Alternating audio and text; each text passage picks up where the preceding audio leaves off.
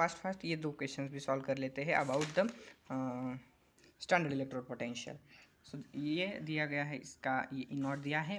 अब Zn 2 plus 2 electron give Zn, तो पहले अगर इलेक्ट्रॉन आए तो हमने बताया था रिडक्शन होता है, पहले अगर इलेक्ट्रॉन फिर एरो यानी रिडक्शन, पहले एरो फिर इलेक्ट्रॉन यानी ऑक्सीडेशन। यहाँ पे हर एक में पहले इलेक्ट्रॉन है फिर एरोज हैं, तो ये रिडक्शन की एग्जाम्पल हुई। यानी E naught R P, E naught R P, E naught R P सब है। हमें क्या निकालना है? Increasing order of reducing power. Reducing power जितनी ज़्यादा उतना इंक्रीजिंग ऑर्डर यानी रिड्यूसिंग पावर जितनी ज़्यादा उतना ई नॉट आर पी कम। तो ई नॉट आर पी जिसका कम होगा उसका रिड्यूसिंग पावर सबसे ज़्यादा होता है। सबसे कम किसका है? सबसे कम किसका है? तो सबसे सॉरी सबसे कम है हमारे पास इसका क्या इसका Mg2 प्लस का Ni।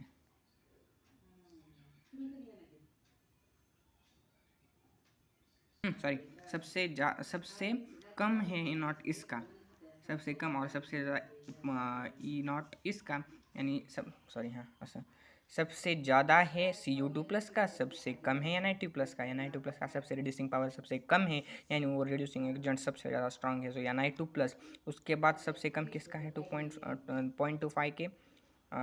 उसके बाद -0.76 माइनस है इसीलिए, इसमें तो प्लस ही है। तो -0.25 ये वाला, फिर इस तरह से सॉल्व हो जाएगा। And next question, SRP value for this metal XYZ are at 0.2।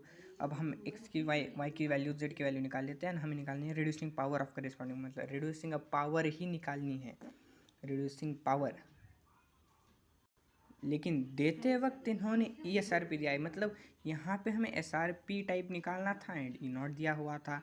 यहाँ पे ई नॉट ही निकालना है, रिड्यूसिंग पावर गिवन है, सॉरी हाँ बराबर है, सॉरी हाँ यस।